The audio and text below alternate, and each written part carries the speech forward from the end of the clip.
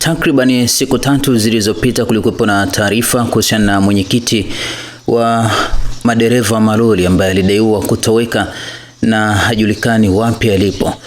Februari 8, jeshi la polisi lilijitokeza na kujibu dhidi ya tuhuma hizo, ambapo walisema kwamba kukamatwa kwa Godlove Matelu Tunduma Songwe.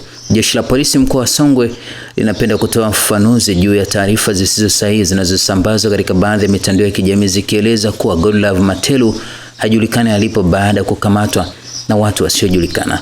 Godlove Matelu mwenye umri wa miaka 45, mkazi wa Chapwa, mji wa Tunduma, wilaya ya Momba, mkoa wa Songwe, alikamatwa na askari polisi na sio na watu wasiojulikana na anaendelea kushikiliwa na jeshi la polisi mkoa wa Songwe kwa tuhuma za jinai zinazomkabili. Mtuhumiwa alipanga na kufanya uhalifu katika maeneo mbalimbali ya mji wa Tunduma na viunga vyake.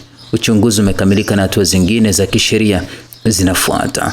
Jeshi la polisi mkoa wa Songwe linatoa wito kwa wananchi kuendelea kuzipuuza taarifa zote zinazosambazwa bila uthibitisho kutoka kwa mamlaka au vyanzo rasmi. Taarifa ilitolewa na kamanda wa polisi mkoa wa Songwe siku ya Februari 8. Sasa rais wa TLS Boniface Mwabukusi amesema jeshi la polisi lichunguzwe kwa uhalifu na uvunjifu wa katiba kwa kilichotokea pale Tanga kwenye tukio la Kombo Mbwana, na kwa barua hii sasa ni uthibitisho kwamba kuna hitaji uchunguzi maalum kwa jeshi la polisi. Huu ni uharamia na uvunjwaji wa sheria. Sheria inataka unapomkamata mtu, moja ya haki ni kuwasiliana na ndugu zake au mwanasheria wake, au la umfikishe mahakamani.